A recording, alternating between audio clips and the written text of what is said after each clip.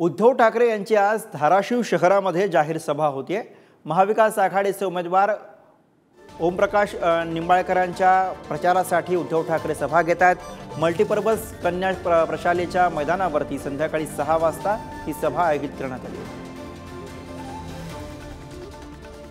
निवडणुकीचा प्रचार अगदीच अंतिम टप्प्यात आलेला आहे आणि या दरम्यान महाविकास आघाडीचे जे उमेदवार आहेत, शिवसेनेचे ठाकरे गटाचे उमेदवार ओमप्रकाश निंबाळकर यांच्या प्रचारासाठी आज धाराशिव शहरात उद्धव ठाकरे यांची सभा होणार आहे।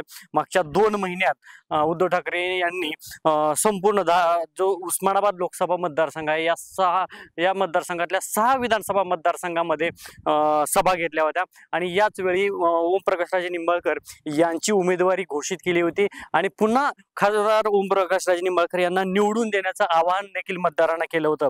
अवघ्या 2 महिन्यात उद्धव ठाकरे यांची आज धाराशिव शहरात सभा होणार आहे आणि त्याचा बंदोबस्त आपण पाहू शकतो। संध्याकाळी 6 वाजता ही सभा पार पडणार आहे। त्यासाठी मतदारांना बसण्यासाठी खुर्च्यांची व्यवस्था करण्यात आलेली आहे। भव्य ध्वज देखील लावण्यात आलेले आहेत। त्याचबरोबर जे काँग्रेसचे ध्वज आहेत असे ध्वज लावण्यात आलेले आहेत, बॅनर्स लावण्यात आलेले आहेत आणि आज 2 महिन्यानंतर पुन्हा उद्धव ठाकरे धाराशिव दौऱ्यावर असून आता या दरम्यान ते कुणावर टीका करतील हे पाहणं औत्सुक्याचं ठरणार आहे। कैलास चौधरी, पुढारी न्यूज, धाराशिव।